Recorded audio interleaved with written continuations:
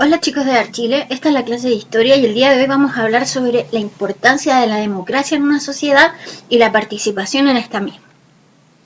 Lo primero que tenemos que entender es que en esta clase nuestro propósito va a estar en estudiar la Organización Democrática de Chile, los derechos y deberes de las personas y la importancia de la participación ciudadana, aplicando como método principal informarnos desde una perspectiva crítica para comprender cómo se organiza la sociedad en la que habitamos y participar con opinión en ella. ¿Por qué la participación es fundamental para la organización democrática? Esta es la pregunta que vamos a tratar de responder durante toda la clase. Vamos a tener que Chile, para empezar, es una república democrática.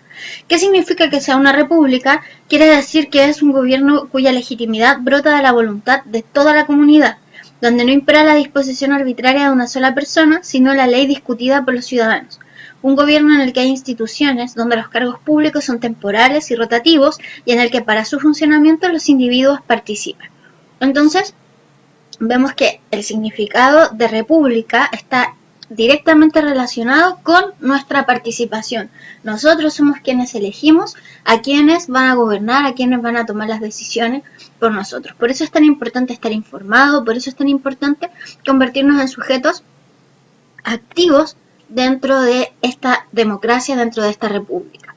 Por otra parte, otra característica de la organización democrática es la soberanía. En el caso de Chile, la soberanía reside en el pueblo, como decíamos.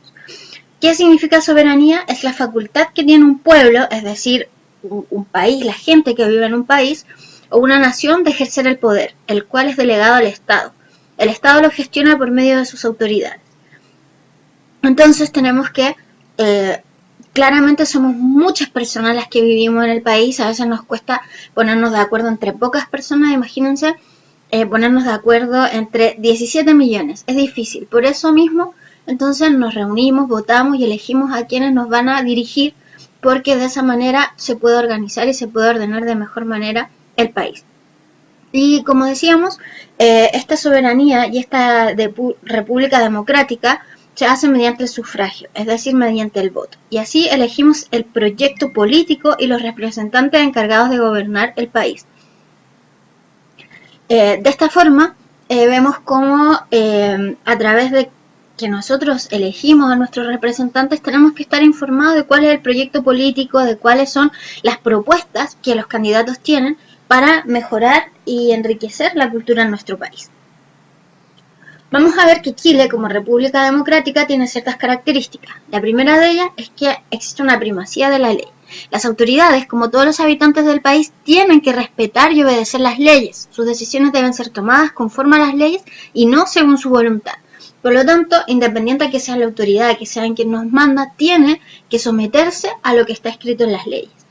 Por otra parte, otra característica de la República Democrática en Chile es que los poderes del Estado están divididos. Ninguna autoridad tiene todo el poder sobre sí, sino que existe control entre las distintas autoridades para evitar hacer un mal uso de ese poder que nosotros le damos a quienes elegimos como presidentes o como representantes para gobernarnos. Otra característica es la participación ciudadana. Existen distintos modos de participación, entre ellos elegir y ser elegidos como representantes políticos por medio del sufragio o voto ciudadano y formar organizaciones no gubernamentales encargadas de promover derechos fundamentales.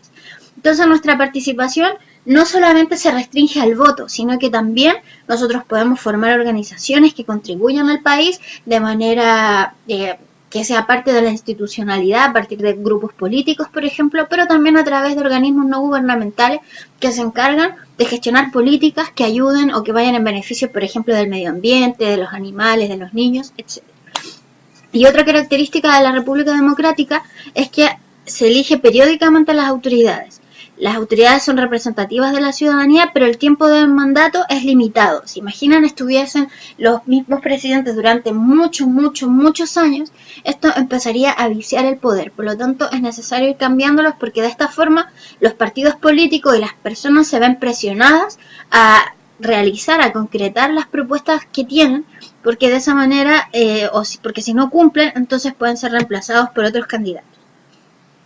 Como decíamos, Chile como república democrática tiene los poderes del Estado divididos y así vamos a tener al gobierno que es el poder ejecutivo, y el poder ejecutivo tenemos que su autoridad se extiende a todo cuanto tiene por objeto la conservación del orden público en el interior y la seguridad externa de la República. Por lo tanto, velar porque funcionen las Fuerzas Armadas, para velar que funcione el orden público, velar que funcionen los hospitales, las escuelas, todo lo que está a cargo del Estado es responsabilidad del poder ejecutivo.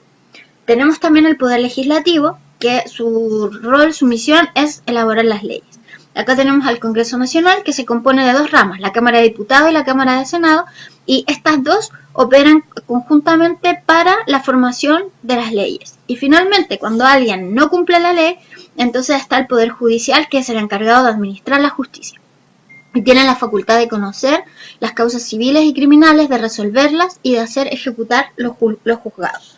Entonces, el Poder Judicial es el que se encarga de sancionar a quienes no han cumplido con las leyes y por lo mismo tienen que cumplir con su castigo. Tenemos que la administración del gobierno de Chile está encabezada por el presidente de la República y sus representantes en las distintas áreas, las distintas ramas que el presidente tiene incidencia, va a estar representada por los ministros. Como nuestro país es tan grande y tiene tantas regiones y tiene tantos habitantes, entonces los ministros también tienen secretarios regionales ministeriales, los llamados seremis. Ellos son los que se encargan en cada región de cumplir con la labor que tiene el Poder Ejecutivo.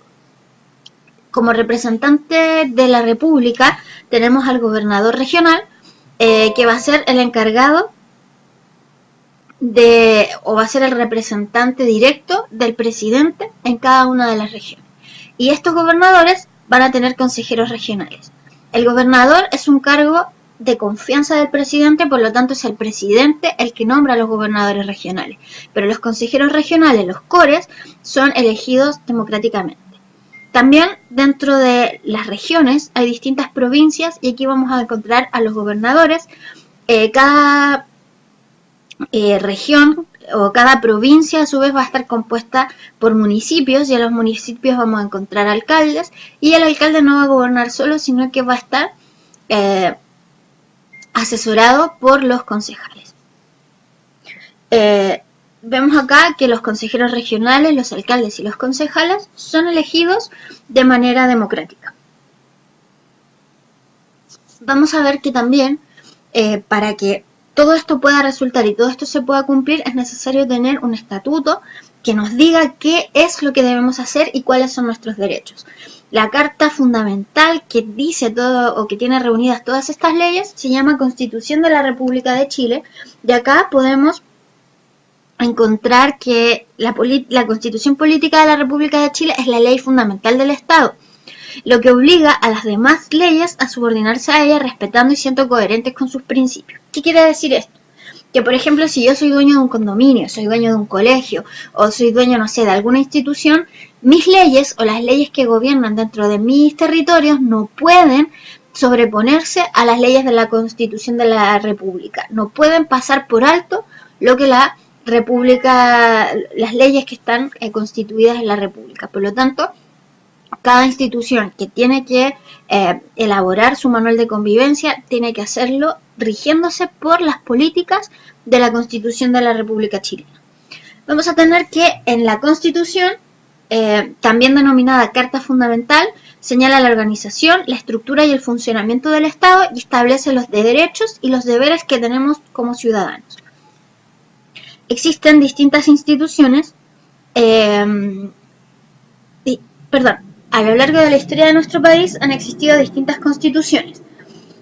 Vamos a ver que algunas han sido modificadas en situaciones de necesidad. Por ejemplo, cuando hay una guerra, entonces se tienen que sustituir las condiciones de la ley porque es necesario pasar a llevar ciertas leyes, como por ejemplo la de la propiedad privada.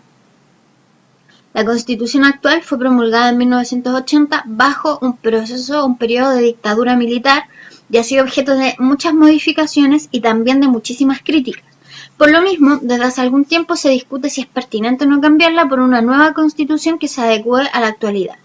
Esta nueva constitución debiera ser producto de un proceso democrático donde participen los distintos actores de la sociedad, porque vemos que cuando una constitución ha sido promulgada por una dictadura, en ese tiempo estaba congelada las leyes de la constitución propiamente tal, por lo tanto se estaban vulnerando, se estaban pasando a llevar muchos derechos. Por lo demás, después de la promulgación de la constitución de 1980, Chile ha suscrito un montón de tratados con distintos países y con distintas organizaciones, por lo tanto es indispensable que esta ley se actualice.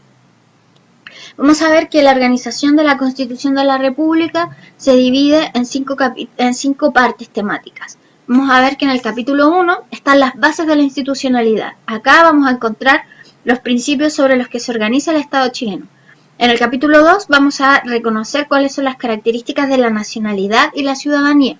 Aquí se explica qué es la nacionalidad y la ciudadanía y cómo se obtiene o cómo se pueden perder estas condiciones. En el capítulo 3 vamos a encontrar que están los derechos y deberes constitucionales. Esto se refiere a los derechos fundamentales de los seres humanos reconocidos en Chile. Vamos a ver algunos ejemplos en un momento más. Del capítulo 4 al 6 vamos a ver que está dirigido al gobierno, al Congreso Nacional y al Poder Judicial. Y establecen los tres poderes del Estado y describen sus instituciones, las funciones que estos organismos tienen y las atribuciones que también tienen. Y del capítulo 7 al capítulo 15 vamos a tener que hay otros organismos del Estado y la reforma constitucional, donde se van a detallar las funciones de los diversos organismos del Estado y cómo se puede reformar la Constitución. Así vamos a ver que existen derechos fundamentales de las personas. Derechos que hoy día nos parecen sumamente lógicos, pero que hace tan solo 60 o 70 años atrás no existían. Por ejemplo, recién en 1949 se hace la Declaración Universal de los Derechos Humanos, donde se reconocen principios básicos como la libertad, como la nacionalidad, como el derecho a pertenecer a algún lugar. Luego tenemos que, cuando hablamos de los derechos fundamentales de las personas que están recogidos en la Constitución, vamos a ver que son reconocimientos de convenios y tratados que se hacen de manera internacional. Por ejemplo, la Declaración Universal de los Derechos del Niño hace un reconocimiento de convenios y tratados que se discuten en distintos países a los que Chile adscribe, y entonces esos reconocimientos, tratados, tienen que incorporarse después a nuestra Constitución. Como un ejemplo, Chile ha firmado 11 convenios internacionales y tiene que existir una flexibilidad para modificar las constituciones a modo de garantizar el cumplimiento de estos acuerdos. De esta forma, el Estado de Chile es un Estado de derecho. ¿Qué quiere decir esto? Que es un Estado donde las personas tienen garantizado su derecho, su libertad y tienen garantizados ciertos principios básicos. De esta forma, vamos a ver que, por ejemplo, en un estado de sitio, las personas no tienen derecho a la libertad, no tienen derecho a reunirse, no tienen derecho a tener privacidad. Sin embargo, en un estado de derecho, las personas sí pueden y sí tienen este derecho. De esta manera, por ejemplo, no se puede hacer escuchas telefónicas o no se puede invadir la privacidad de una persona a menos que esta persona se esté investigando por algún delito o por alguna situación. ¿Cuáles son algunas de estas convenciones o tratados internacionales que ha firmado nuestro país? Bueno, tenemos que en 1965 se firmó la Convención sobre la Eliminación de todas las formas de discriminación racial. En el 66, el Pacto Internacional de Derechos Económicos, Sociales y Culturales. En el 79, la Convención sobre la Eliminación de todas las formas de discriminación contra la mujer. En 1984, la Convención contra la Tortura y otras penas y tratos crueles, inhumanos o degradantes. Y en 1989, recién, la Convención de los Derechos del Niño. Algunos ejemplos de derechos humanos. Todos los seres humanos nacen libres e iguales en dignidad y derecho. Todo individuo tiene derecho a la vida, a la libertad y a la seguridad de su persona. Nadie será sometido a torturas ni a penas, a tratos crueles, inhumanos o degradantes. Todos son iguales ante la ley y tienen derecho a igual protección de la ley. Toda persona tiene derecho a circular libremente y a elegir su lugar de residencia. Toda persona tiene derecho a salir de cualquier país y a regresar a su país.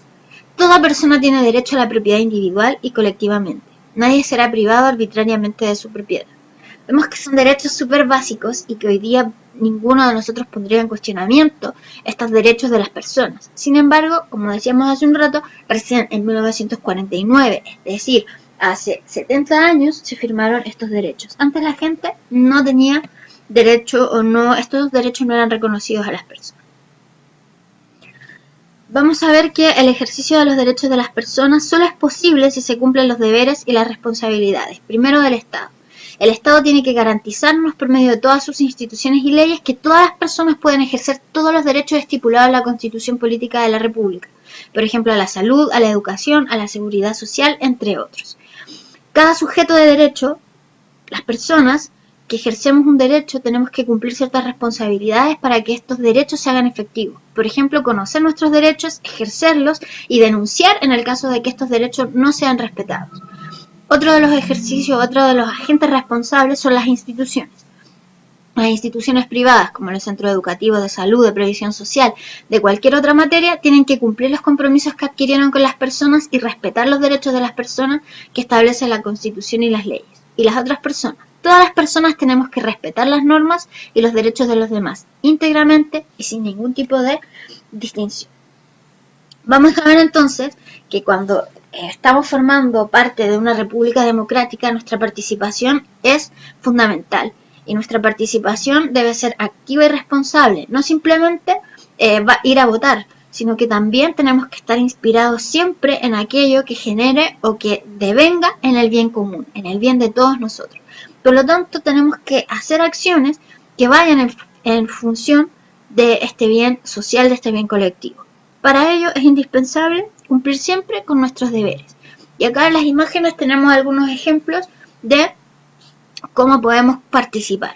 Tenemos la participación estudiando, educándonos, aprendiendo. Ese es uno de nuestros principales derechos, un derecho fundamental de los niños, un derecho fundamental de las personas y que debemos ejercerlo para aprender cómo participar.